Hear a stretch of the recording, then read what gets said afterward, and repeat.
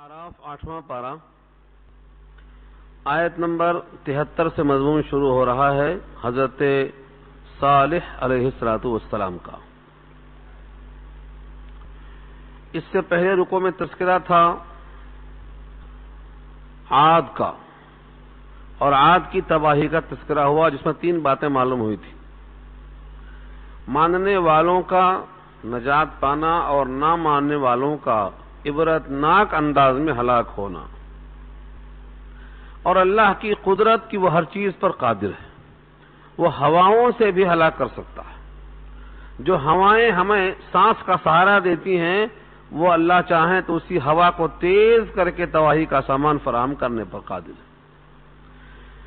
उसके बाद तज़किरा ये है सालिह अलैहिस्सलातु वस्सलाम का। ये भेजे गए थे समूद की तरफ। मैंने अर्ज किया था, एक समूद, आद उला, एक आद सानिया। आद उला से मुराद आद और सानिया से मुराद समूद हैं। समूद बहुत ही ऊंची कौम, मजबूत, तवाना, और ये किस किस तरीके से अपने फख्र का सामान फराहम करते थे उसका भी तज़किरा किया गया है। हजरत सालिह अलैहिस्सलातु वस्सलाम उनकी तरफ भेजे गए। कौमी एतबार से उनके भाई हैं। वइला समूद अखाहुम सालिहा, और कौम समूद की तरफ भेजा उनके भाई सालिह को। काला, उन्होंने कहा, या कौमी, ऐ मेरी कौम के लोगो, उअबुदुल्लाह, अल्लाह की इबादत करो।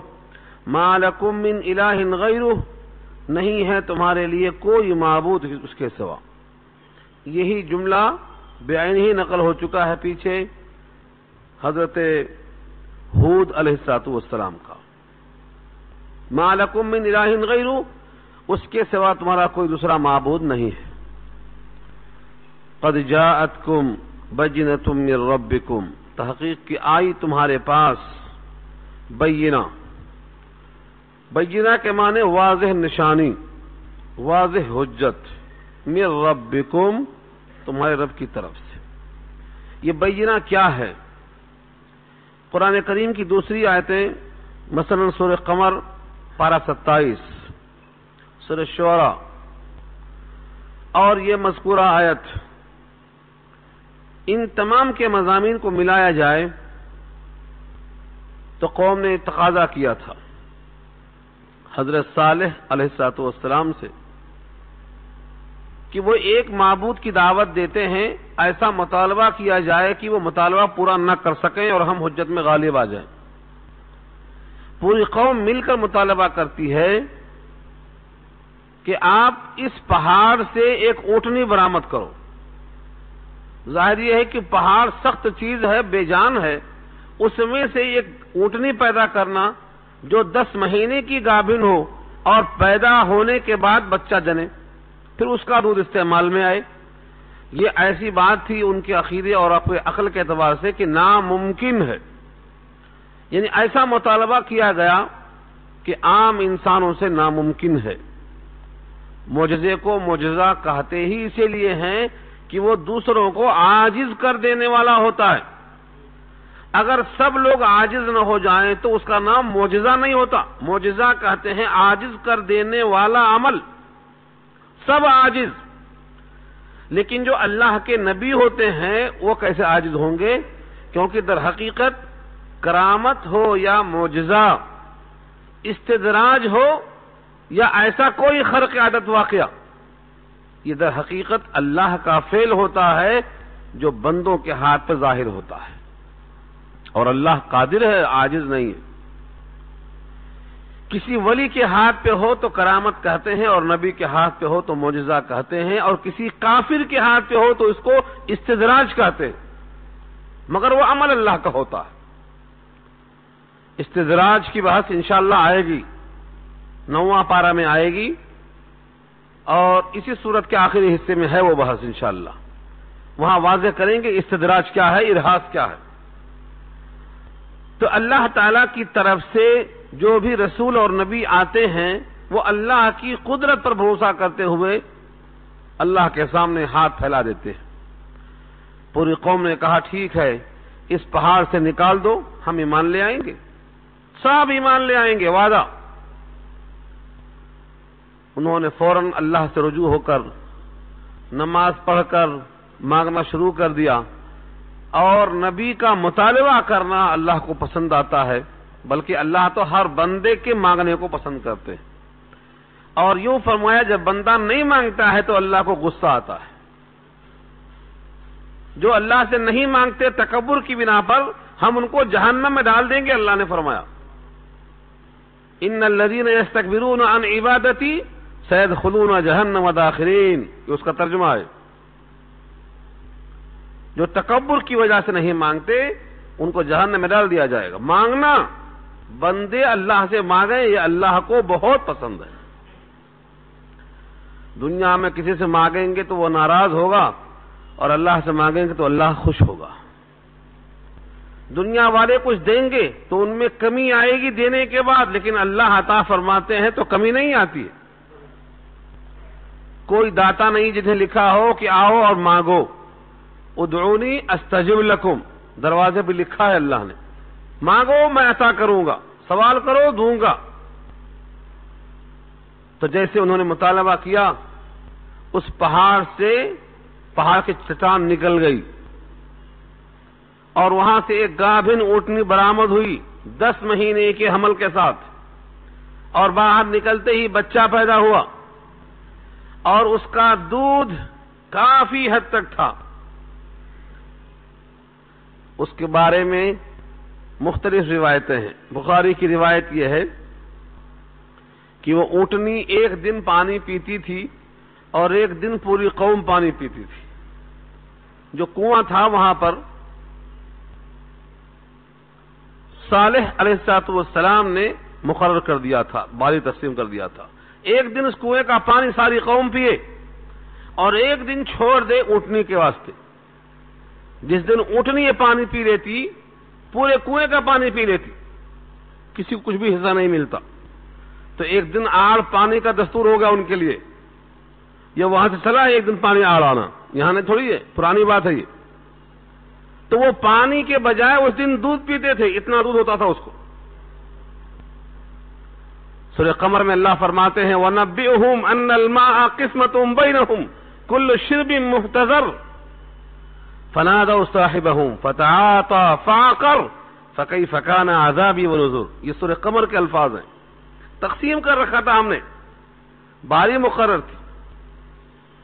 لوگوں نے کہا یہ اونٹنی برآمد ہو گئی، اب ایمان نہیں لائیں گے تو پکڑے جائیں گے۔ کچھ لوگوں نے ایمان قبول کر لیا، پوری قوم قریب قریب آمادہ ہو چکی تھی، لیکن سرداروں نے روکا۔ سردار ہمیشہ حق سے روکتے رہے ہیں۔ انہوں نے کہا کہ نہیں، ان کے فرے میں مت آؤ، یہ تو کچھ اور ہی دکھائی دے رہا مسئلہ۔ پوری قوم کو رکا دیا انہوں نے۔ جس طرح سے موسیٰ علیہ السلام غالب آئے تھے جادوگروں کے مقابلے میں، سب ایمان لے آئے تھے، کچھ کو فرعون کا خوف غالب تھا، ایسے یہاں بھی کچھ لوگ اسلام میں داخل ہو گئے۔ روایتیں 4000 کی ہے تقریباً جو اسلام میں آ گئی، بقیہ لوگ خالف رہے۔ اور اللہ کا دستور یہ ہے کہ مطالبہ پورا کرنے کے بعد ایمان نہیں لائیں گے تو عذاب آئے گا۔ لیکن صالح علیہ السلام نے ہمدردی میں کہا قوم کے لوگوں تم نے مخالفت کیا، مطالبہ پورا ہونے کے بعد اسلام قبول نہیں کیا، پھر بھی تمہاری بھلائی اور شفقت اسی میں ہے کہ تم یہ اللہ کی اونٹنی کو ہاتھ مت لگاؤ۔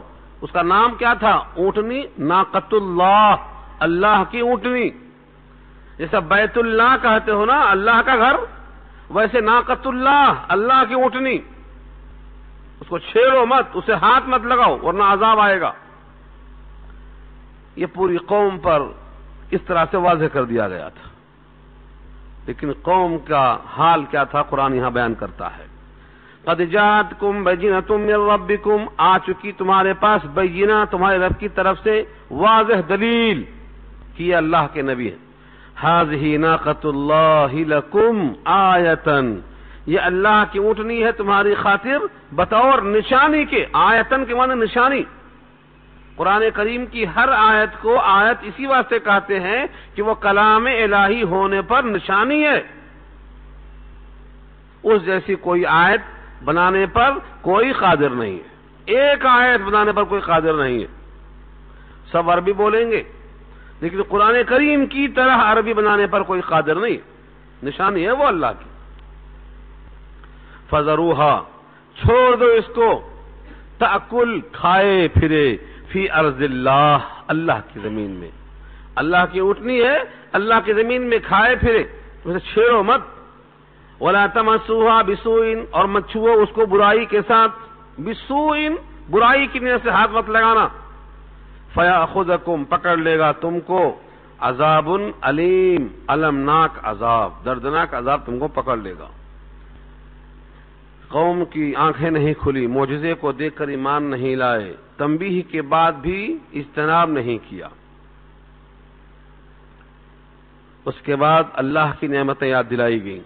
دیکھو تم کیسے ہو زمین میں، یاد کرو. وَاذْكُرُوا یاد کرو، اذ جعلکم خلفاء جبکہ تم کو اللہ نے بنایا خلیفہ. خلفاء جمع ہے، واحد اس کا خلیفہ ہے. کس کا خلیفہ بنایا زمین میں؟ من بعد عاد، عاد کے بعد. پوری قوم عاد تباہ ہو گئی، اس کے مقام پر تم کو اللہ نے باقی رکھا ہے. اسی زمین پر ہلاک شدہ قوم کے بعد تم کو زندہ رکھنا تم پر یہ اللہ کا انعام ہے. یاد کرو اس نعمت کو. اور بوأکم فی الارض تم کو ٹھکانہ دیا زمین میں. بوأکم ٹھکانہ بخشا، جمایا. تم دو کام کرتے ہو، یاد رکھو. تتخذون من سہولها قصور، تتخذون بناتے ہو، من سہولها سہولت اردو میں استعمال ہے، سہل سے بنا ہے. یہ سہل کے معنی بہت ایزی، تو سہول جمع ہے اس کی. ہاں کی ضمیر لوٹتی ہے زمین کی طرف. زمین کی نرمی کی وجہ سے تم بناتے ہو قصور، قصر بناتے ہو. قصر کے معنی محل، قصور جمع ہے اس کی. زمین کا نرم ہونا کہ تم جس طرح چاہتے ہو اس کو کھودتے ہو اور مضبوط کالم ڈالتے ہو اور بہترین محل تیار کرتے ہو. سہول نرمی ہے اس کی. دوسری آیتوں میں آیا ہے، مثلا سورہ ملک میں آیا ہے، اگر زمین کو اللہ تعالی بالکل لوہے کی طرح کر دیتے تو مردوں کے لیے کھودنا مشکل، کاشتکاری کے واسطے جتنا مشکل، پھلوں کا نکلنا مشکل. اور اگر بالکل نرم کر دیتے تو ہماری بلڈنگوں کا ٹھہرنا مشکل. پانی پر کشتی کیسا حرکت میں آتی ہے، ارتعاش، کپ کپی، ہلنا، زمین بھی ہلتی رہتی. لیکن اللہ نے ایسا بنایا ہے زمین کو کہ یہ متحرک بھی ہو جائے، سخت بھی ہو جائے، بقدر حاجت پھٹ بھی جائے، جس طرح چاہے استعمال کر سکتے ہو. سورہ ملک پڑھ لینا اس کے واسطے. تو زمین کی سہولت کی وجہ سے تم نے اس پر بڑے بڑے قصور تعمیر کر دیے، محلہ تیار کر دیے. وَتَنْحِتُونَ الْجِبَالَ بُيُوتًا، تنحتون جس کے معنی تراشنا، سنگ تراش جس کو آپ بولتے ہیں، پتھروں کو تراشتے رہنا. بڑے بڑے پہاڑوں کے اندر تراشتے تراشتے اس میں کالم، اس میں چھتیں، اس میں دیواریں، اس میں کمرے. یہ کیا ہے؟ الجبال جمع ہے جبل کی، اور بیوت جمع ہے بیت کی. بڑے بڑے گھروں کو تم بناتے ہو تراشتے ہوئے پہاڑوں کو. یہ سب اللہ کی نعمتیں ہیں. فاذکروا آلاء اللہ، یاد کرو اللہ کی نعمتیں. یہ سب اللہ کی نعمتیں ہیں. قوم پر عذاب آیا لیکن تم کو اسی پر اللہ نے بسایا. تمہارے لیے زمین کو آسان بنایا، پہاڑوں کو تراشنے کا موقع دیا. تم اتنے مضبوط طاقتور ہو کہ تمہاری قوت ضرب المثل بن چکی ہے. یہ سب اللہ کی نعمتیں ہیں. فاذکروا آلاء اللہ، اللہ کی نعمتوں کو یاد کرو. ولا تعثوا فی الارض مفسدین، اور مت پھرو زمین میں فساد کرتے ہوئے. تعثوا، عصا یعصو کے معنی آتے ہیں پھیلانا. ولا تعثوا فی الارض، مت پھیلاؤ زمین میں، مفسدین فساد کرنے والے بن کر. فساد نہ کرو زمین میں. فساد کیا ہے؟ زمین پر امن کے بجائے نقض امن، یہ فساد ہے. لوگوں کی عزت جو محفوظ ہے اس کو برباد کرنا، یہ فساد ہے. لوگوں کا مال جو ان کے پاس ملکیت میں ہے ان کی ملکیت سے نکال کر کسی اور کے پاس ڈال دینا اور جبرن وہ قہرن چھین لینا، یہ فساد ہے۔ جس چیز کو جیسا استعمال کرنے کا حکم دیا ہے اللہ نے، ویسا کرنے کے بجائے اس کے خلاف استعمال کرنا، یہ فساد کہلاتا ہے۔ اب دیکھو ہم کلام ہوتے ہیں، کمزور لوگ اور مالدار لوگ دونوں کا مکالمہ نقل کرتا ہے قرآن۔ قال الملأ الذين استكبروا من قومه، کہا ان سرداروں نے جو متکبر تھے اور بڑے تھے ان کی قوم میں سے، کس سے کہا؟ للذین استضعفوا، ان لوگوں سے جو کمزور کیے گئے، لمن آمن منہم، ان میں سے جو ایمان لے آئے تھے، حضرت صالح پر جو ایمان لے آئے تھے ان میں سے جو کمزور لوگ تھے ان سے کہا متکبرین نے، کیا کہا؟ اتعلمون، کیا تم جانتے ہو ان صالحا، کہ بے شک صالح علیہ السلام مرسل من ربی، بھیجے ہوئے ہیں ان کے رب کی طرف سے، یا صرف فراڈ چل رہا ہے؟ مرسل من ربی، بھیجے ہوئے ہیں ان کے رب کی طرف سے، کیا تم کو اس پر یقین ہے؟ تکبر سے کہا۔ کمزور لوگ جو ایمان لا چکے تھے انہوں نے کیا کہا؟ قالو، بولے، انا بما ارسل به مؤمنون، بے شک ہم اس پر جو دے کر وہ بھیجے گئے ہیں ایمان لاتے ہیں۔ کمزور وہ ایمان لاتے، شروع سے دیکھو آج تک ہر نبی کے زمانے میں کمزور لوگ ایمان لانے میں پہل کرنے والے ہیں ہمیشہ۔ اور یہی جملہ آپ تلاش کرو سورہ شعراء میں حضرت نوح کے ساتھ پیش آیا ہے، وَاتَّبَعَكَ الْأَرْذَلُونَ، تمہارے فالوورز تو ارذل لوگ ہیں، کمینے لوگ ہیں۔ کفار قریش نے بھی یہی جملہ کہا ہے، ہم کیسے بیٹھے ہیں آپ کے ساتھ جبکہ آپ کی اتباع کرنے والے بڑے ہلکے لوگ ہیں، چپل نہیں، کپڑے نہیں، وقار نہیں، شرافت نہیں، سوسائٹی میں کوئی مقام نہیں، ایسے لوگ آپ کے پاس بیٹھتے ہیں، ہم کیسے بیٹھے ہیں آپ کے ساتھ؟ بھگاؤ ان کو پہلے۔ وَلَا تَطْرُدِ الَّذِينَ يَدْعُونَ رَبَّهُمْ بِالْغَدَاةِ وَالْعَشِيِّ يُرِيدُونَ وَجْهَهُ، اللہ نے حکم دے دیا مت بھگاؤ۔ جو صبح شام رب کو یاد کرتے ہیں وہ کسی حال میں ہیں، ان کو اپنے پاس سے مت بھگاؤ، ان کا حساب آپ کے ذمہ نہیں، آپ کا حساب ان کے ذمہ نہیں، یہ ایمان لائیں یا نہ لائیں۔ تو چاہے قوم شعیب ہوں، قوم صالح ہوں، ہر جگہ دیکھیں گے آپ پہل کرنے والے غریب لوگ۔ قیصر کے دربار میں قیصر روم نے پوچھا کہ اس نبی کی اتباع کرنے والے کمزور لوگ ہیں یا طاقتور لوگ؟ ضعفاؤہم، جواب دیا سب اتباع کرنے والے کمزور لوگ ہیں۔ فرمایا ہر نبیوں کا حال ایسا رہا ہے، پہل کرنے والے کمزور لوگ۔ یہ تو ایمان لے آئے، کمزور لوگ کہہ چکے۔ اب اس کے جواب میں اکڑ کے متکبر کیا بولتے ہیں؟ قال الذین استکبروا، کہا ان لوگوں نے جو متکبر تھے، جو بڑائی چاہتے تھے، انا، بے شک ہم، بالذی آمنتم بھی، جس پر تم ایمان لا چکے ہو، کافرون، ہم انکار کرتے ہیں، ہم نہیں مانتے اس کو، تم مانتے ہو تو مانو۔ یہ دونوں کے درمیان بات چیت ہو گئی، اس سے ہمیں معلوم یاد ہوگا صیغہ کیا ہے؟ استکبروا، صیغہ معروف ہے، جنہوں نے تکبر کیا انہوں نے وہ کہا، اور جو کمزور کیے گئے مستضعفو، صیغہ مجہول لائے اللہ تعالی، یعنی کوئی نہیں چاہتا ہے کہ ہم کمزور رہیں، انہیں کوئی دباتا ہے تو کمزور ہو جاتے ہیں، کچلے جاتے ہیں، دبے جاتے ہیں۔ آج بھی بہت سے لوگ ایسے ہیں جو دبائے جاتے ہیں، کچلے جاتے ہیں۔ ایسے کمزور لوگ دل کی گہرائیوں سے اعتراف کرتے ہیں حقیقت کا۔ یہ اس وقت سے چلا آ رہا ہے، بالکل ایسے ہی سوال جواب ملے گا آپ کو حضرت نوح کے بارے میں بھی، ان کی قوم کے بارے میں بھی ملے گا آپ کو۔ اب دیکھو کیا انجام ہوا، ان لوگوں نے مکالمہ کر لیا، گویا عمرا ایک طرف ہو گئے اور غربا ایک طرف ہو گئے، متکبر ایک طرف ہو گئے اور مستضعفین کمزور لوگ ایک طرف ہو گئے، دو گروہ بن گئے۔ کون غالب آئے گا؟ اس زمین پر تو غلبہ انہی کا رہے گا جو متکبر ہیں، سرکش ہیں، جن کے اندر فساد بھرا ہوا ہے کوٹ کوٹ کے، وہی غالب ہوں گے اس زمین کے اندر۔ پروگرام بنایا، اونٹنی کو ختم کر دو، نہ رہے بانس نہ بجے بانسری، اونٹنی کو ختم کر دو۔ فعقروا الناقۃ، اونٹنی کی کوچ کاٹ دیا۔ عقر عقر کہتے ہیں پیر کے پچھلے حصے میں جو موٹی رگ ہوتی ہے اسے عقر کہتے ہیں. یہاں وہی لفظ ہے فعقروا الناقۃ، ناقہ اونٹنی کی عقر یعنی کونچ کاٹ دیا. سورہ قمر میں ہے فتعاتا، پائے در پہ لگاتار حملہ ہوا اور ویسا اللہ کا عذاب بھی آیا ہمارا. سورہ شمس میں کہا ناقۃ فقال لهم رسول اللہ ناقۃ اللہ وسقیاها فکذبوه فعقروها، یہی وہ لفظ وہاں بھی ہے فعقروها، کاٹ دیا. کیسے کاٹا؟ شارحین لکھتے ہیں کہ کون کاٹے، معلوم تھا عذاب آئے گا تو کون ہمت کرے. پوری قوم نے مل کر 2 حسیناؤں کو خریدا اور 2 حسیناؤں نے علل اعلان کر دیا علی رؤوس الاشہاد کہ جو اونٹنی کی کونچ کاٹ دے گا ہم ہماری ساری لڑکیاں اس کے واسطے تحفے کی شکل میں پیش ہیں.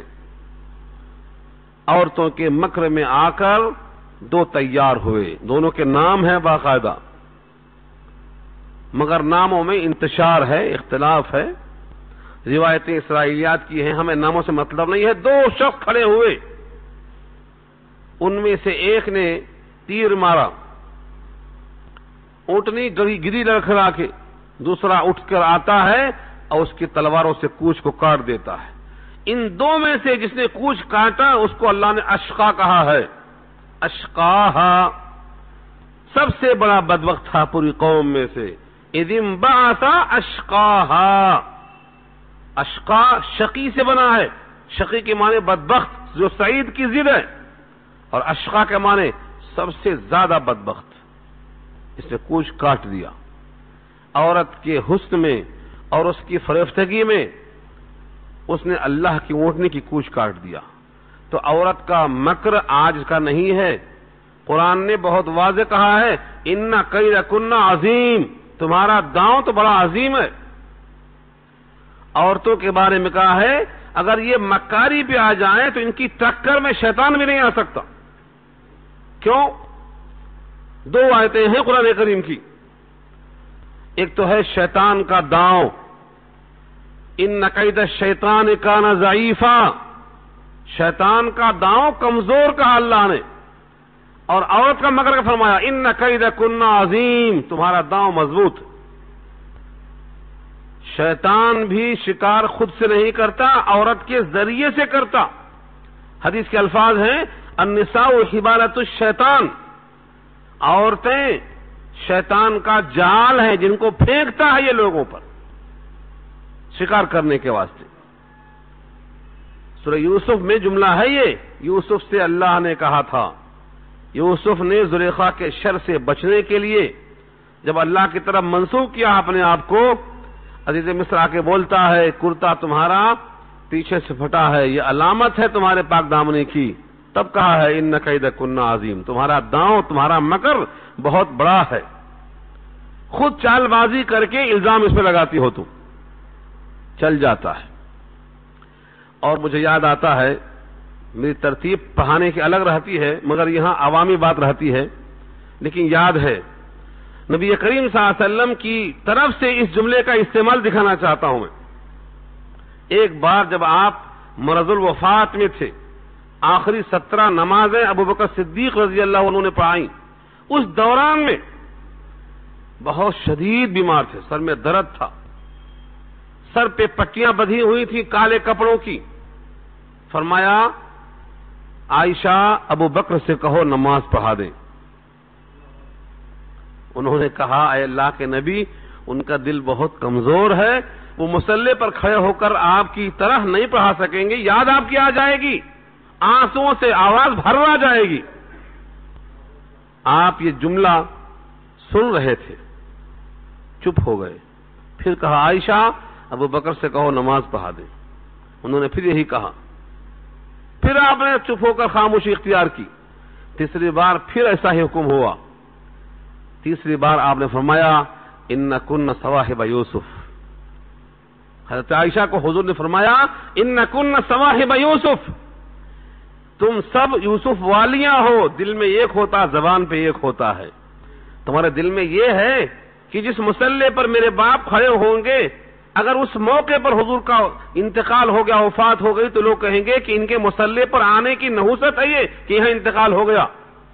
اس واسطے تم زبان سے یہ کہتی ہو کہ دل بہت نرم ہے، نماز نہیں پڑھا سکتے ہیں وہ، اور حکم دو عمر فاروق کو نماز پڑھانے کے لیے۔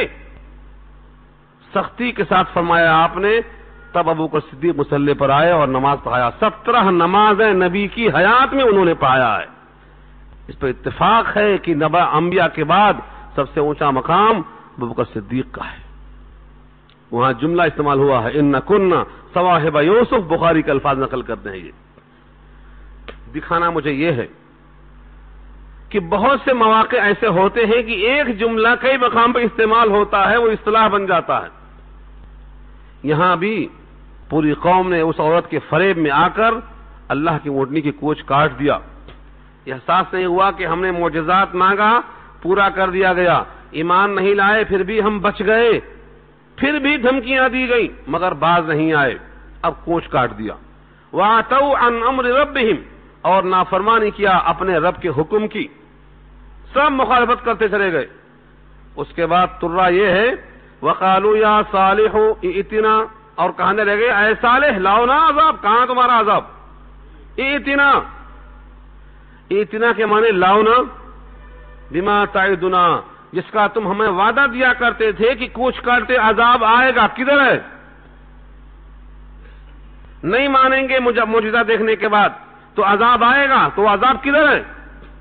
ان کنت من المرسلین، اگر ہیں تم رسولوں میں سے تو لاؤ نا عذاب۔ رسالت پر شک ہے، وعدوں پر شک ہے، وعیدوں پر شک ہے، معجزات پہ شک ہے، مہلت دیے جانے پر شک ہے۔ یہ قوم کی بدبختی آتی ہے تو عقل ٹھکانے نہیں آتی۔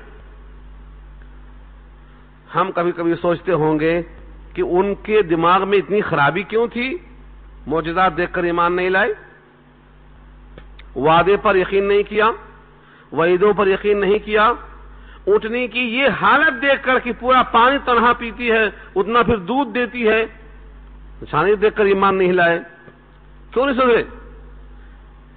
یہ آپ سے عرض کرتا ہوں، جیسے ان کے بارے میں آپ سوچتے ہیں، آج مسلمانوں کے بارے میں ساری قوم سوچتی ہے کہ ان کے پاس پورا قرآن ہے، ساری قوموں کا انجام ہے، موت اپنی آنکھوں سے یہ دیکھتے ہیں، اس کے باوجود دنیا میں لگے ہوئے ہیں۔ ان کو عقل کہاں گئی ہے؟ ان کو معلوم ہے بے پردگی کا انجام یہ، ان کو معلوم ہے سود کا انجام یہ ہے، رشوت کا انجام یہ۔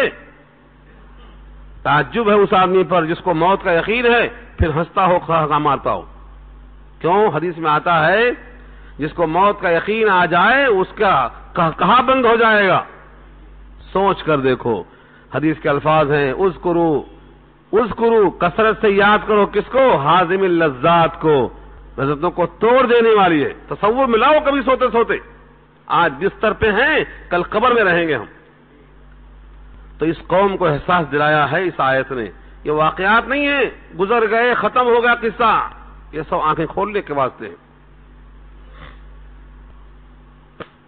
3 دن کا وعدہ ہوا، 3 دن کا وعدہ کیا گیا، کہا ٹھیک ہے تم نے گوشت کاٹ دیا، 3 دن کے اندر عذاب آئے گا۔ جمعرات کو تمہارے چہرے زرد ہوں گے اور جمعے کو تمہارے چہرے سرخ ہوں گے اور ہفتے کو تمہارے چہرے سیاہ ہوں گے، تمہارا وہ آخری دن ہوگا اس کائنات میں۔ 3 دن، 7 ایام، ذالک وعد غیر مکذوب، یہ ایسا وعدہ ہے جو کچا نہیں ہے۔ 3 دن کا وعدہ، جمعرات آ گئی، سب کے چہرے پیلے ہو گئے، قوم ایک دوسرے کو دیکھتی ہے، اب تو کم سے کم تڑپنا تھا، گلے مل کے رونا تھا، نہیں۔ اگر اس ٹائم پر بھی یاد کر لیتے اللہ کی مصیبت کے موقع پر اللہ کی طرف سے تو کرم کی امید تھی۔ کیوں؟ حضرت یونس علیہ السلام کی قوم کو نفع ایسا ہی ہوا تھا، 3 دن میں عذاب آیا تھا، انہوں نے کہا چلے گئے، بادل کی گھٹائیں چھا گئیں، تلاش کیا پیغمبر دستیاب نہیں، پوری قوم روئی، عذاب ٹل گیا۔ قرآن کہتا ہے جتنا فائدہ ہوا توبہ سے قوم یونس کو کسی کو نہیں فائدہ ہوا، لما آمنوا کشفنا عنہم عذاب الخزي فی الحیات الدنیا. اللہ نے فرمایا ہے فلولا كانت قرية آمنت فنفعها ایمانها الا قوم یونس، سوائے قوم یونس کے کسی کو فائدہ نہیں پہنچا اس کے ایمان سے. کیوں؟ پوری قوم دیکھ لی، بادل آ گئے، گھٹائیں آ گئیں، نبی دستیاب نہیں ہے، اب عذاب برسنے والا ہے، عذاب، رونا دھونا چلانا شروع ہو گئے. اللہ فرماتے ہیں دوسری آیتوں میں کہ ہم سختیاں اسی واسطے کرتے ہیں تاکہ لوگ ہمیں یاد کریں. زلزلہ آیا، سونامی کا زلزلہ آیا، ہم نے کتنا رو کر دھو کر اللہ کو یاد کیا. عذاب آیا، قرآن خود کہتا ہے جب کبھی عذاب آیا تو اس واسطے آتا ہے تاکہ لوگ اللہ کو یاد کریں. لعلہم یتضرعون، زاری کریں، روئیں. لیکن قوم ایسے واقعات کو ایک عام واقعہ سمجھتی ہے، حالانکہ سمندر کی تہوں میں جس کا قبضہ ہے وہ مالک الملک ہے، وہی حقیقی بادشاہ ہے. اللہ کی طرف سے یہ موقع دیا جاتا ہے. آج بھی نمونے ہیں، کہیں زلزلہ آتا ہے، کہیں طوفان آتا ہے، کہیں ہوائیں آتی ہیں. سپر پاور امریکہ میں بھی آج کے اخبار میں دیکھو آپ، بڑی بڑی کاریں تباہ ہیں. کیوں؟ باد و باران، طوفان سے. یہ اللہ کی قدرت سے کوئی ٹکرا نہیں سکتا ہے، صرف مہلت ہے، مہلت. 3 دن کی مہلت یہاں بھی تھی. جمعرات آ گئی، چہرے زرد ہو گئے، قوم کو کوئی احساس ہی نہیں. جمعہ کا دن آ گیا، ان کے چہرے سرخ ہو گئے، اب بھی احساس نہیں. ہفتہ کا دن آ گیا، پورے چہرے سیاہ ہو گئے، اب بھی کسی کو احساس نہیں. نتیجہ یہ ہوا کہ ان پر عذاب 2 قسم کا آیا. یہاں آیت میں رجفہ ہے، فاخذتهم الرجفہ، رجفہ نے ان کو پکڑ لیا. رجفہ کے معنی زلزلہ، کوئی نئی چیز تو نہیں ہے، یہ اب بھی آتی. آذربائیجان میں آئی، سب لوگ دیکھتے رہ گئے. ایران میں آئی، سب دیکھتے رہ گئے. کشمیر میں آئی، سب دیکھتے رہ گئے. یہ زلزلہ کون لاتا؟ کس کی طاقت ہے؟ ساری کائنات اس چیز کو مانتی ہے کہ رجفہ اور زلزلہ یہ اللہ کی قدرت ہے. پھر بھی وہی خرابیاں، وہی غفلت، وہی حکومتولی، وہی سرکشی، وہی نافرمانی باقی. تو زلزلہ ترجمہ رجفہ کا. اور دوسری روایت میں، دوسری آیت میں یہ ہے کہ ان کو صیحہ نے پکڑ لیا. صیحہ کے معنی دلدوز آواز. اس کا مطلب یہ ہوا جب زلزلہ آیا پوری قوم کو حرکت آئی، اسی ٹائم اسی وقت میں دلدوز آواز بھی آئی، پوری قوم بجھ کے رہ گئی. فَإِذَا هُمْ خَامِدُونَ، چپ ہو گئی. 3 دن کا عذاب آ گیا اللہ کا. اللہ فرماتے ہیں فَأَصْبَحُوا فِي دَارِهِمْ جَاثِمِينَ، پر ہو گئے وہ اپنے اپنے گھروں میں اوندھے پڑے ہوئے. جاسمین، جسم کے معنی آتے ہیں اوندھا پڑ جانا، بے حس و حرکت، منہ کے بل گر پڑنا، یعنی ان کی سکت ختم ہو گئی. قوم کا یہ حال دیکھ کر ان کے ساتھ جو لوگ بچے ہوئے تھے 3-4 ہزار مومنین، ان کو ساتھ لے کر آپ چلتے ہیں اور اپنی قوم کے اس انجام پر صدمے کے ساتھ کہتے ہیں فَتَوَلَّى عَنْهُمْ، پلٹایا ان سے پیٹھ کو، وقال، اور بولے یا قومی، اے میری قوم کے لوگوں، لقد ابلغتکم، تم کو میں پہنچا چکا، رسالت ربی، میرے رب کا پیغام، وَنَصَحْتُ لَكُمْ، نصیحت بھی کیا تمہارے واسطے، وَلَكِنْ، لیکن، لَا تُحِبُّونَ النَّاصِحِينَ، تم ناصحین کو پسند ہی نہیں کرتے رہے، ہمیشہ مخالفت ہی کرتے رہ گئے.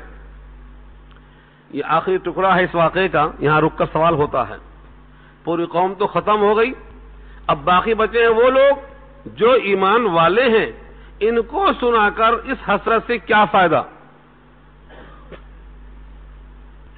فرمایا تاکہ ان کا ایمان مضبوط ہو جائے، مضبوط تر ہو جائے کہ ہمارے ایمان سے ہم بچ گئے اور وہ لوگ ایمان نہ لانے سے اس انجام کو پہنچ گئے، ان کا ایمان مضبوط ہوتا. اور دوسرا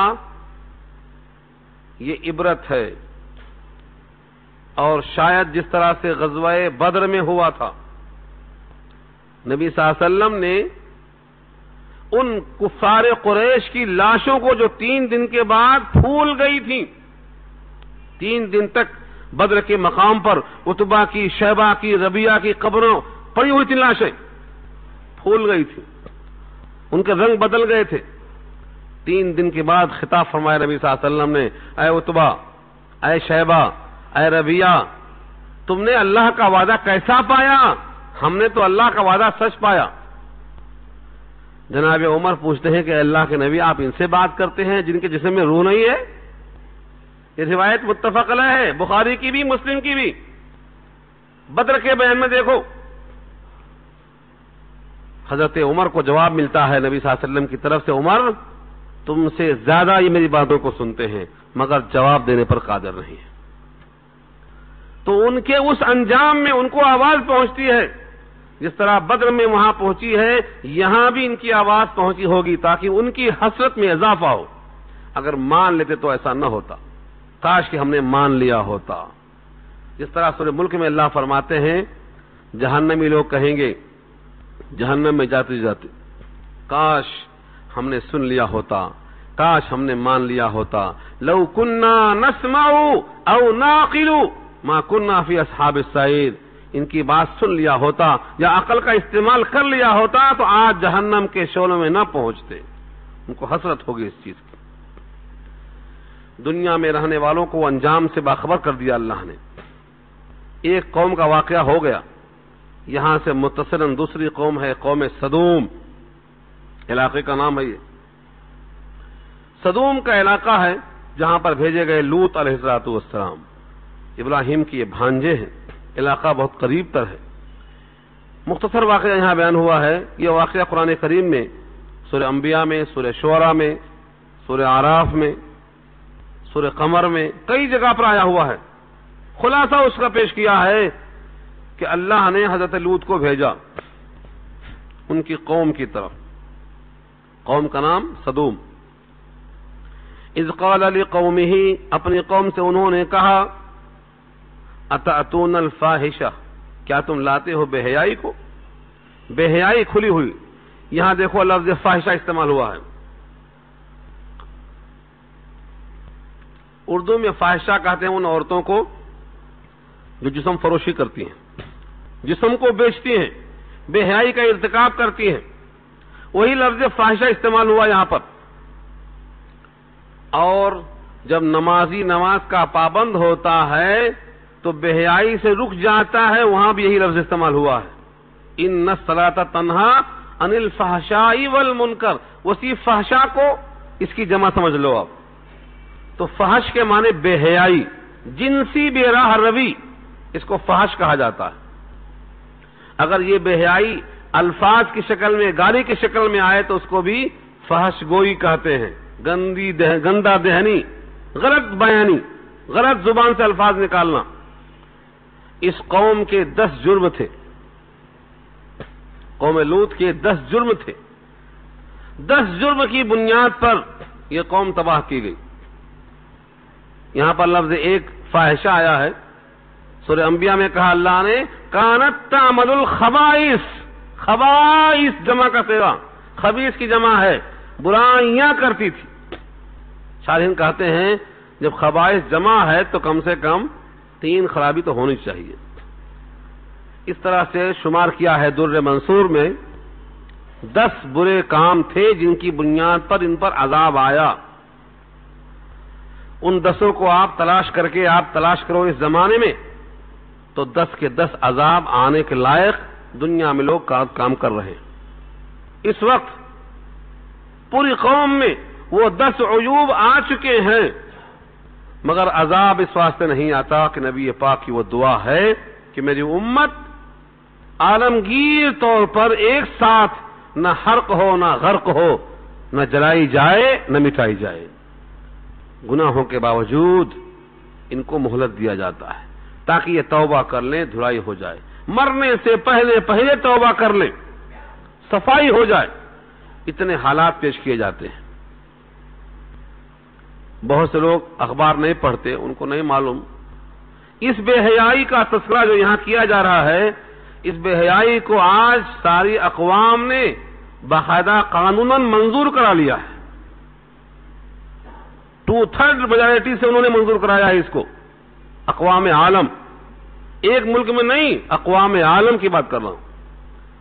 تو جس گناہ پر اللہ کا عذاب آیا تھا اس کو آج قانونی شکل دے کے پاک کر لیا گیا ہے.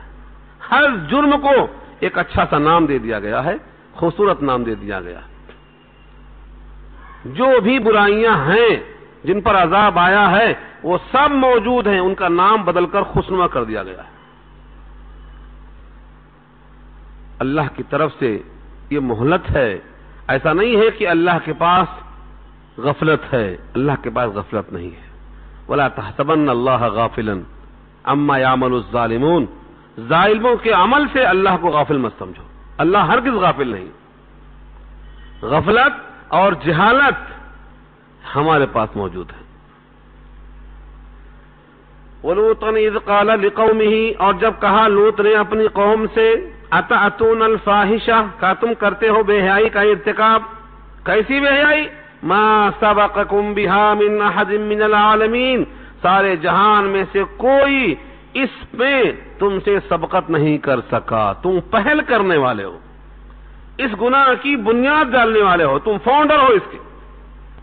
مَا سَبَقَكُمْ بِهَا مِنْ أَحَدٍ مِنَ الْعَالَمِينَ، سبقت نہیں کر سکا کوئی، یعنی تم نے اس کو ایجاد کیا ہے، تم سے پہلے اس غلط کام کو دنیا میں کسی نے نہیں کیا تھا، پہلی بار. یہ ان کا انجام ہے. انکم لتاتون الرجال شہوۃ، بے شک تم آتے ہو مردوں کے پاس شہوت کے طور پر، من دون النساء، عورتوں کو چھوڑ کر، بل انتم قوم مسرفون، بلکہ ہو تم ایسی قوم جو حد سے گزر جانے والے ہو، تجاوز کر جانے والے ہو. مسرفون، اسراف، اپنے حد کو پار کر چکے ہو تم. یہ لوگ عورتوں سے کوئی سروکار نہیں تھا، یہ عورتوں کے بجائے مردوں کے پاس آتے تھے، امرد بچوں کے پاس آتے تھے. میں اسی قانون کی بات کرتا ہوں، اور یہ کام اس سے پہلے کبھی نہیں ہوا تھا. اللہ نے ان کے عذاب کے لیے بھی کیسا انتظام کیا کہ 2 فرشتوں کو بھیجا، بچوں کی شکل میں، امرد کی شکل میں بھیجا. جس قوم کی جو عادت تھی اس کو عذاب ویسا ہی آیا اللہ کی طرف سے. وہ دونوں فرشتے جب پہنچے ہیں حضرت لوط کے گھر میں، تذکرہ انشاءاللہ آئے گا سورہ ہود 12واں پارہ میں پھر سے، یہاں تو اس کا اشارہ کرتا ہوں صرف، وہاں لفظاً پورا واقعہ بیان کیا اللہ نے. حضرت لوط نے جب دیکھا کہ میرے گھر پہ 2 مہمان آئے ہیں، امرد، لوط کی بیوی خائن، خیانت کرنے والی، پوری قوم کو اطلاع کر دیتی آج مہمان آئے ہیں، ایسے ہیں اور ایسے ہیں. پوری قوم پہنچ گئی، لوٹی جائے گی، رسوائی ہوگی، کیا کروں، کیسے کروں. جب دیکھا کہ حضرت لوط بہت پریشان ہیں تو فرشتوں نے کہا گھبراؤ مت، لن یصلوا الیک، وہ آپ تک ہرگز نہیں پہنچیں گے، ہم انسان نہیں ہیں، فرشتے ہیں، بشکل انسان آئے ہوئے ہیں، ہم ان کو رنگے ہاتھوں پکڑ کر عذاب میں لگانے والے. قوم کو اللہ نے ان کے رنگے ہاتھوں میں جیسے یہ قریب ہوئے، انہی فرشتوں نے کیا کیا، فجعلنا عالیہا سافلہا وامطرنا علیہم حجارۃ من سجیل، پتھروں کی بارش کر دیا اللہ نے. اٹھایا زمین کو اور اوپر کا حصہ نیچے اور نیچے کا حصہ اوپر، تہو بالا کر دیا سارے عالم کو. اور جب تہو بالا کر دیا اس کے بعد جو نظر آئے پتھروں کی بارش شروع کر دیا، پتھروں کی بارش. لیکن جو ایمان یافتہ تھے ان کو بچا لیا. قوم کو سمجھانے کے بعد قوم کا جواب کیا ہے؟ قوم کے جواب انوکھے ہوتے ہیں. دیکھو کہا وما کان جواب قومہ، اور نہیں تھا ان کی قوم کا جواب، الا ان قالوا، مگر یہ کہ انہوں نے کہا اخرجوہم من قریتکم، نکالو ان کو تمہارے شہر سے، تمہاری بستی سے، تمہارے محلے سے نکالو. انہم اناس، انسان کی جمع ہے اناس، بے شک یہ لوگ ایسے ہیں یتطہرون، بڑے پاکیزہ بنتے ہیں، بڑے متقی بنتے ہیں، اپنے آپ کو بڑا دھلا ہوا سمجھتے ہیں، نکالو ان کو یہاں سے باہر. اچھی بات کہنے والوں کو نکالنے کا حکم، انہم اناس یتطہرون، نکال دیے گئے بستی سے. مگر ان کی وجہ سے نہیں نکلے، خدا کا حکم آیا تھا راتوں رات نکلو، راتوں رات نکلو. سورہ عنکبوت دیکھو پارہ 21 اور 20 کے درمیان میں یہ واقعہ وہاں پھر آئے گا. راتوں رات نکلے، چلے. کہا گیا تھا نکلتے ہوئے جاتے ہوئے مڑ کر نہیں دیکھنا کہ کیا ہو رہا ہے یہاں تو ہونے والا ہے جو ہونا چاہیے. فَأَنْجَيْنَاهُ وَأَهْلَهُ إِلَّا امْرَأَتَهُ كَانَتْ مِنَ الْغَابِرِينَ. پس ہم نے ان کو نجات دیا، وَأَهْلَهُ ان کے متعلقین کو نجات دیا، إِلَّا امْرَأَتَهُ مگر ان کی بیوی، إِلَّا امْرَأَتَهُ ان کی بیوی. لوط پیغمبر ہیں، خدا کی رحمت براہ راست ان پر آتی ہے، ان کے ساتھ رہنے والی ان کی اپنی بیوی کانت من الغابرین رہ گئی رہ جانے والوں میں. غابر غبرہ سے بنا ہے. غابر اس تارے کو بولتے ہیں، رات میں تمام تارے ہوتے ہیں لیکن صبح صبح جب ہوتی ہے تو سب تارے ڈوب جاتے ہیں، اکا دکا تارے نظر آتے ہیں، ان کو غابر کہا جاتا ہے. وہ تارے جو بچ جاتے ہیں ڈوبنے سے وہ غابر ہیں. تو بیوی کیا ہے؟ سب کے سب عذاب میں غارت ہو گئے، اور یہ بیوی بھی انہی میں رہ گئی رہ جانے والوں میں، نہیں نکل سکی. قرآن کریم کی تلاوت کرنے والوں، سمجھ کر پڑھنے والوں، دیکھو یہ واقعات انبیاء کے ہیں. انبیاء سے زیادہ اللہ سے قریب کون ہو سکتا ہے؟ لیکن حضرت لوط کی بیوی، حضرت نوح کی بیوی، حضرت نوح کا بیٹا، حضرت ابراہیم کے والد، نبی پاک کے چچا، ان تمام کا ذکر قرآن کرتا ہے. اس لحاظ سے کرتا ہے اگر تمہارا ایمان نہیں ہے تو یہ رشتے تمہارے کام میں نہیں آئیں گے. اس لیے اپنے ایمان کی پختگی کے واسطے کوشش کرنا ہے. کانت من الغابرین، یہاں تو اتنا ہی کہا اللہ نے. سورہ تحریم پارہ 28 کی آخری آیت میں دونوں کا نام لے کے فرمایا، نوح اور لوط کی بیویاں قیل ادخل النار مع الداخلین، کہا جائے گا جہنم میں جاؤ جہنم والوں کے ساتھ. نام لے کے کہا ہے. سورہ تحریم پارہ 28. اس کا مطلب یہ ہوا ایمان کے بغیر کوئی رشتہ کارآمد نہیں ہے. ایمان ہے تو ہر رشتہ کارآمد. ایمان کس چیز کا نام ہے؟ یقین کے ساتھ. کس بات کا یقین؟ کہ ہم نہیں تھے اب ہیں، تو یہ اللہ کا طفیل ہے. اللہ کی طرف سے ہم مردہ تھے، اب ہم زندہ ہیں. جب تک وہ چاہے گا ہمیں باقی رکھے گا.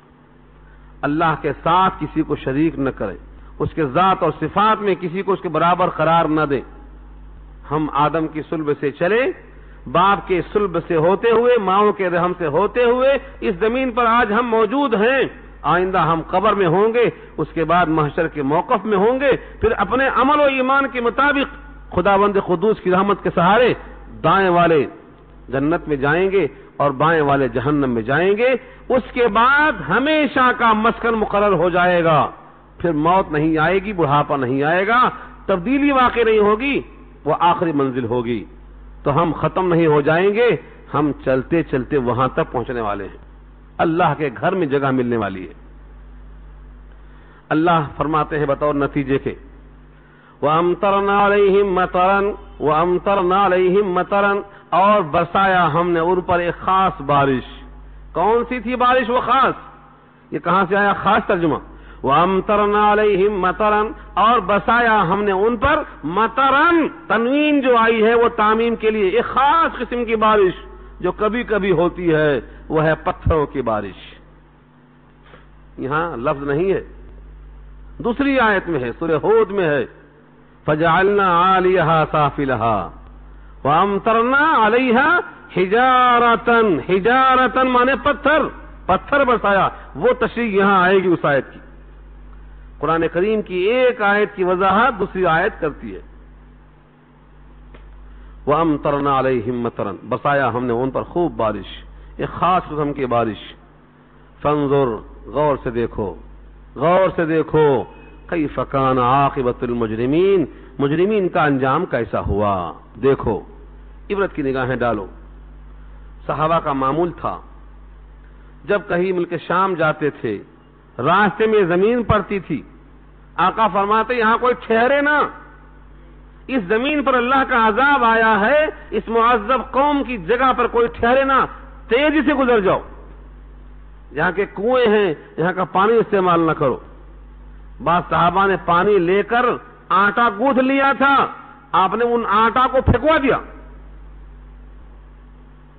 کہا یہ پانی معذب ہے، اس پر اللہ کا عتاب نازل ہو چکا ہے، گزر جاؤ، تیزی کے ساتھ گزرو، روتے ہوئے گزرو، کہیں ایسا نہ ہو ان کے ساتھ ہم پر بھی آفت آ جائے۔ آج اس عذاب کو دیکھ کر لوگوں کی آنکھیں نہیں کھلتی ہیں۔ یہ قوم جو ہے جہاں پر تباہ کی گئی تھی، اس کا نام بحر میت ہے، بحر لوط ہے، یہ اردن سے متصل ہے، اردن و فلسطین کے درمیان میں ہے، لیکن آج جن کی آنکھیں خراب ہو چکی ہیں، انہوں نے اس کو پکنک اسپاٹ بنا دیا ہے، پکنک اسپاٹ، کھیل کود، تفریح گاہ۔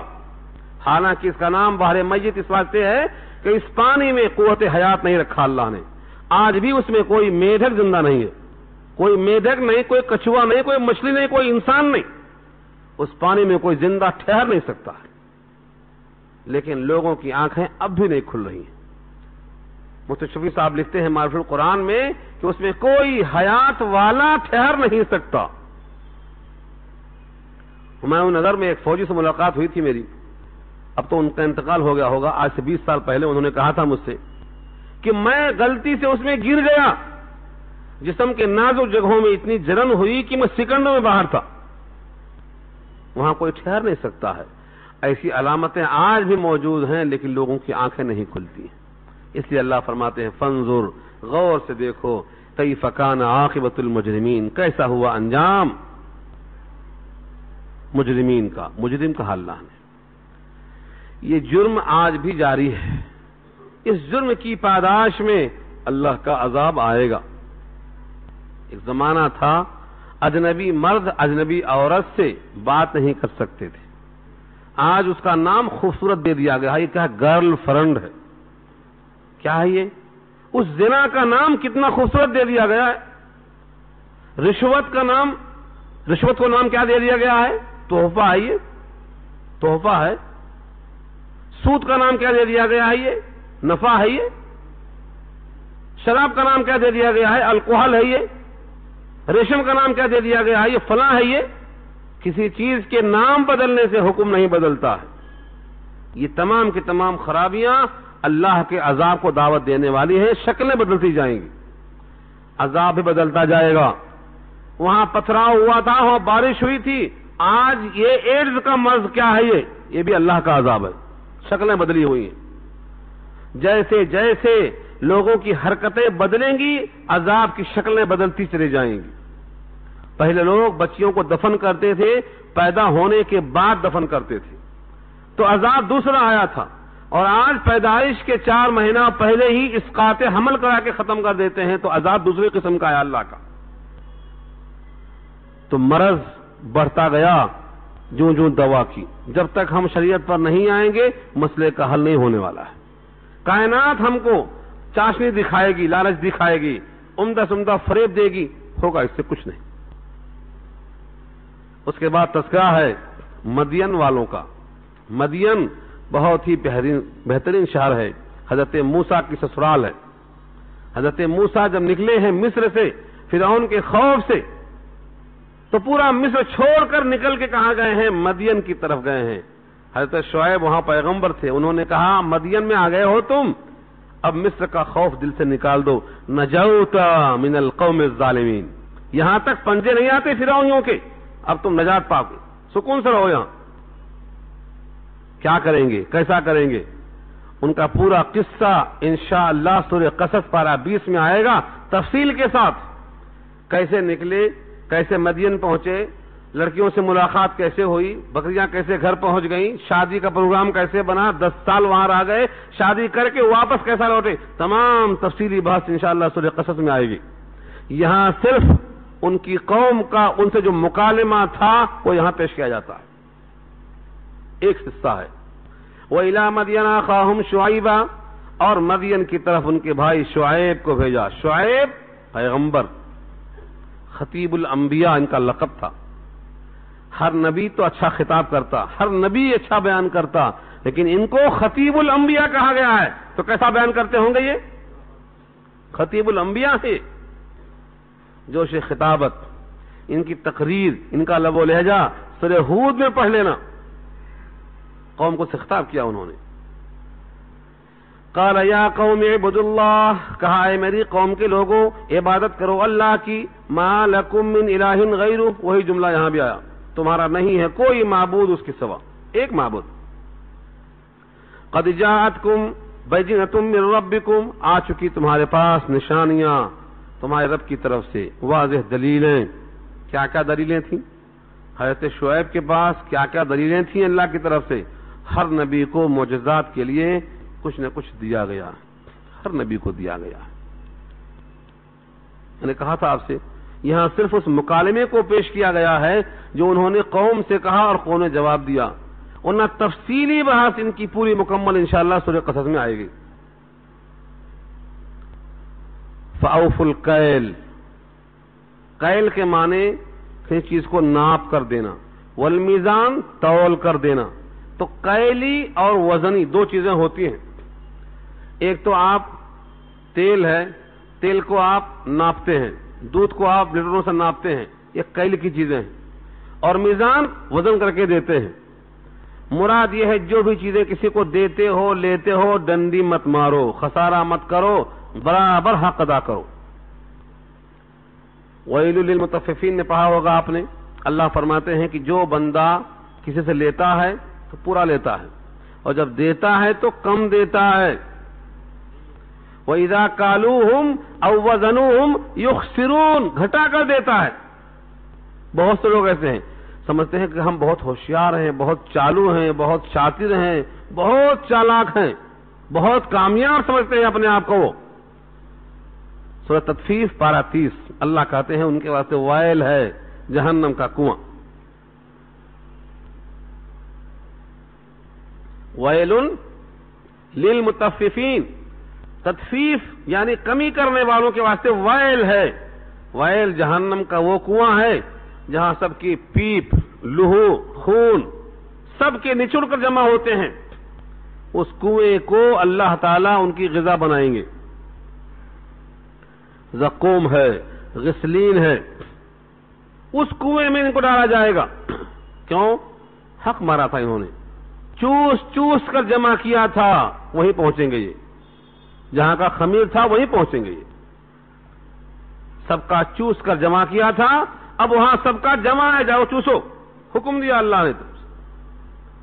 معراج کے موقع پر واقعہ سنا آپ نے، ایک درمیان میں کھڑا ہوا ہے سمندر کے، نکلنا چاہتا ہے، لوگ پتھر مارتے ہیں، نکلنے نہیں دیتے اس کو۔ قصہ طویل ہے، فرشتے نے کہا یہ کون ہے؟ کہا یہ سود خور ہے۔ کسی کا 4 روپیہ باقی ہے، وہ 4 دینے گیا تو بولتے ہیں میاں 2 اور باقی ہے، پھر 2 دینے گیا، پھر کہا 1 اور باقی ہے۔ تو غریب آدمی کو سود بڑھاتے جاتے، نکلنے دیے نہیں کرتے سے باہر کبھی موت تک، اس واسطے مار کھاتا رہے گا یہ۔ تو جیسا عمل ہے گناہ کا، سزا ویسی ہی منتخب ہوگی۔ ہم نے قرآن میں پڑھا ہے سورہ مدثر میں، متکبر آدمی سینہ آنکھا کے چلاتا، جھکتا نہیں، تو سزا کیا دیا اللہ نے اس کی؟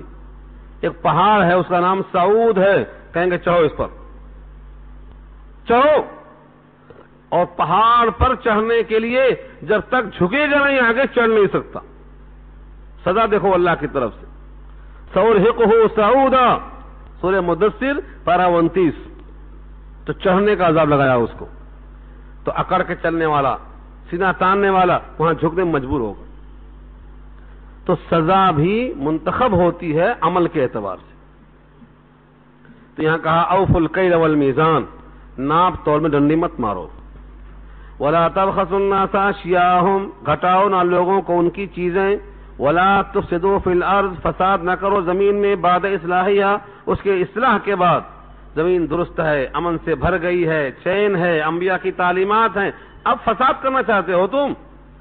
ذالکم خیر لکم ان کنتم مؤمنین، تمہارے واسطے یہ بہتر ہے اگر تم مومن ہو، تم سچے مومن ہو تو تمہارے حق میں یہ بہتر ہے کہ کسی کا حق دباؤ مت، گھٹاؤ مت، پورا پورا دے دو۔ اس پر بہت بہترین حدیث سنایا تھا میں آپ کو، امت کے واسطے پیغام۔ ایسا نہیں ہے کہ یہ سبق صرف مدین والوں کا ہے، حضرت شعیب کی طرف سے ہے، امت محمدیہ کے لیے بھی ہے۔ اس آیت کے ساتھ نبی کی وہ حدیث یاد کر لو، عبرتناک حدیث۔ فرمایا میری امت کا مفلس کون ہے؟ صحابہ کرام کی محفل میں آپ نے پوچھا میری امت کا مفلس کون ہے؟ لوگوں نے کہا جس کے پاس درہم و دینار نہ ہو، ڈالر اور ریال نہ ہو، سکہ راج الوقت نہ ہو، یہ مفلس ہے۔ آپ نے کہا نہیں، وہ مفلس نہیں ہے۔ جس کے پاس ریال نہیں ہے، اتنا ہی ہے تو خبر نہیں ہے۔ مفلس کی تعریف سنو، قیامت کے دن ایک شخص آئے گا جو نیکیوں کا پہاڑ لے کر آئے گا، اتنی نیکیاں جیسے پہاڑ، لیکن کسی کا حق باقی تھا، کسی کو ظلم کیا تھا، کسی پر مارا تھا، کسی کی زمین دبا لیا تھا، کسی کی تحقیر کی تھی، کسی کی توہین کی تھی، سب لائن میں کھڑے ہوں گے، یا اللہ میرا یہ باقی، میرا یہ باقی، میرا یہ باقی، میرا یہ باقی۔ اس کی نیکیاں نکال کر رب کریم دیتے جائیں گے، یہاں تک کہ لینے والوں کی لائن ابھی باقی ہے اور نیکیاں ختم ہو گئی، پہاڑ کی طرح تھیں، سب ختم۔ اب کیا کریں گے؟ اب اس کے پاس لینے کا کچھ بھی نہیں رہا، مائنس ہو گیا۔ اب ہر مطالبہ کرنے والے کا گناہ لیتے جائیں گے، اس کے اوپر ڈالتے جائیں گے۔